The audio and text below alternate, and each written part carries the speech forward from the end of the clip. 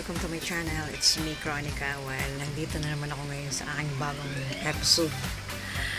Actually, marami nang pagbabago sa life ko ngayon. So, thank you pa rin ako at blessed pa rin ako kahit papano. So, also natutuwa ako sa bagong buhay ko ngayon. So, guys, ito na yata yung sinasabi nila na second time around. Yung ma-inlove ka ulit. At that's last time. I mean, hindi last time. Yung mga bagay na iniisip mo na hindi mangyayari, na hindi ka na may-expect na kung may darating man o wala.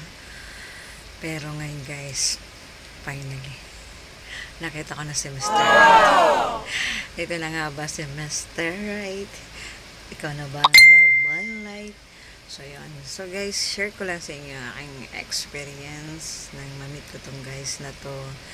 Then, nagkakilala kami along time sa actually, hindi ko milang lahat. So, yun lang yung mga bonding namin. Ang first time akong pumunta ng Batangas, sinama niya ako dun sa sister niya.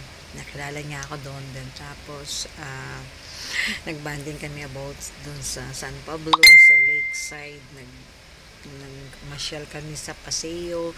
Yung mga in-upload ko muna ngayon for the bonding lang namin. So actually, i-upload ko rin yung aming first time namin date. At first time namin nagkakilala. So, wala na akong masasabi sa life ko ngayon dahil napakalaking pagbabago at napakagandang nangyari sa life ko ngayon. Actually, guys, sarap para ma-inlove uli. Sabi nga nila, walang tumatanda sa ngalan ng pag-ibig. Okay? So, yan lang, guys. Watch nyo yung aming vlog ngayon. Punta kami sa Batangas, Lipa City. Doon kami nag-vlog sa rancho na malapit sa kanila. Actually, hindi na rancho yan, pero panoorin nyo. Guys, welcome to lake again. Well, nandito ako sa aking ating nilagsusyo. Ayan. Walang kita doon. Dali.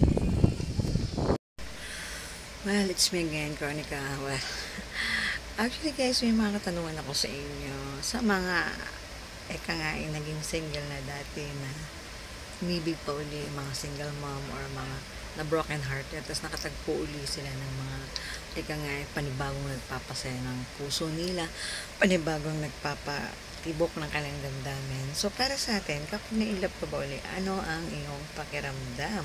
At ano ang iyong expression? So, based sa aking side na muli akong nakaramdam ng tinatawag na lang true love. So, bawat isa sa atin walang nakakaalam kung kailan darating ang tamang lalaki sa buhay natin, kailan darating yung the right guy, or hindi naman natin sinasabing perfect. I mean, sa case ko ngayon, so, masasabi ko, this is the second time around na tinatawag nilang kung sa una hindi ka masyadong naging masaya sa marriage life mo, then after that na naghiwalay kayo, ngayon second time mo na nagkaroon ka ulit ng another love life or second husband. So, masasabi mong kakaiba na kung dating sakripisyo ka or dating nasasaktan ka sa lahat ng bagay. Ngayon naman, actually for the beginning lang naman, pero hindi rin natin masasabi ang life as long as kaya yung paglaban ng relationship nyo, kaya yung itago yun.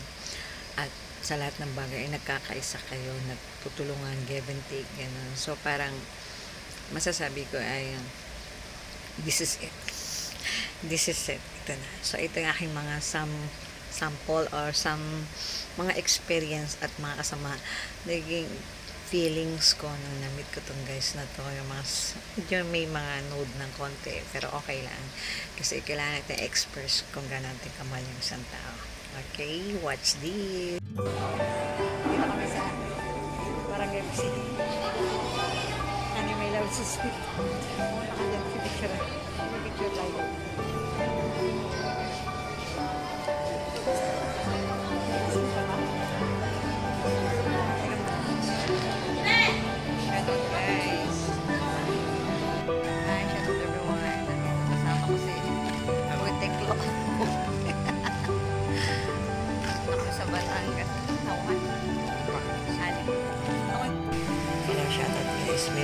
May ipapresent ako sa inyo isang new vlogger.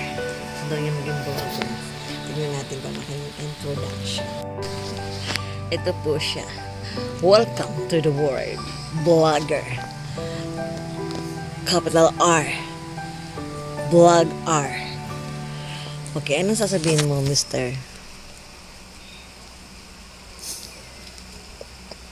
Yan po, magiging vlogger for the year 2022. Medyo kita-clips eh. Ano pong masasabi niyo, sir? Gusto niyo maging vlogger? Hi. Hello guys. Ano? Dito na po tayo sa ating episode 1 and 2. Ano yung one? Ano po yung episode na yun? Comedy po ba yung gagawin yung vlog or drama? Ano ba yung gagawin yung vlog? Comedy or drama? Zombie. Someday? Anong someday ho? Zombie. Zombie. Zombie pala. Akala ko someday. Zombie. Ano kasing zombie ho? Ano?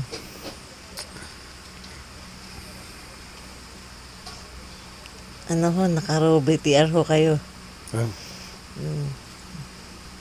Ay, malungkot kasi ako. Bakit?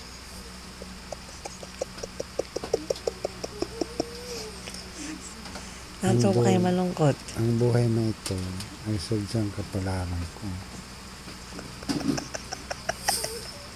Bakit to? Kapalaran mo? Nakatadhana na kasi ito. Anong klaseng tadhana? Ang magiging malungkot. Ay, hindi po ba ho kayo masaya ngayon sa kinatatayuan ninyo ngayon? Hindi pa kayo masaya? Ngayon, ang saya-saya ko kasi may hawak ako eh. Ano ba yung nawakan nyo? Pwede ba natin makita sa camera? Ay, hindi po pwede. Hindi pwede. Ay, ano nga ho yun?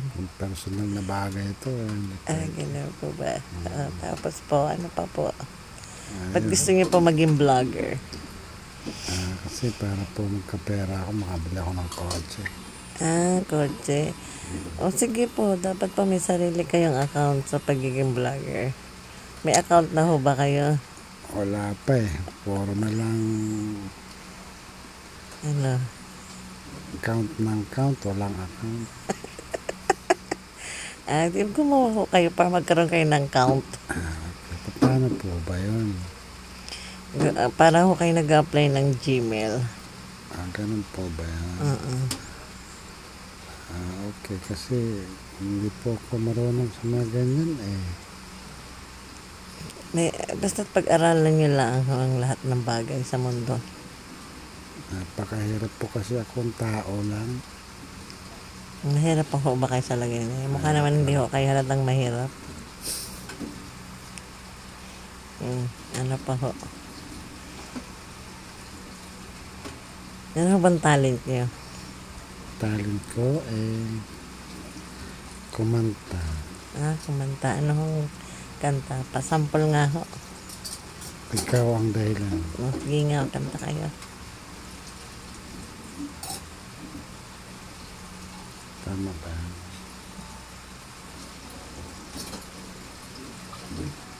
Ano ho?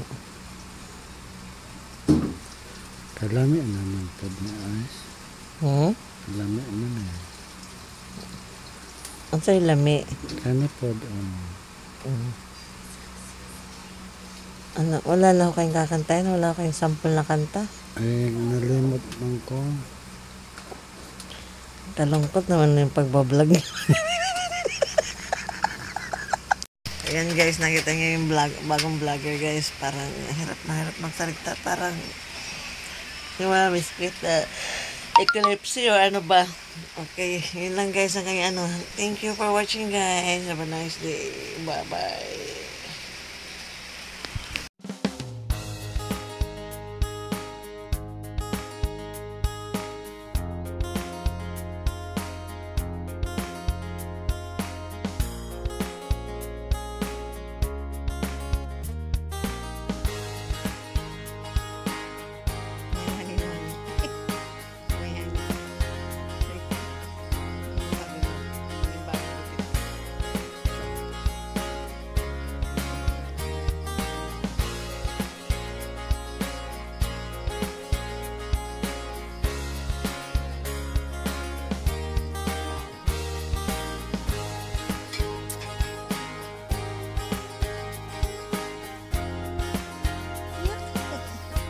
Yun na guys ang aming final. Nandito na kami sa pinaka sentro ng nilakad namin.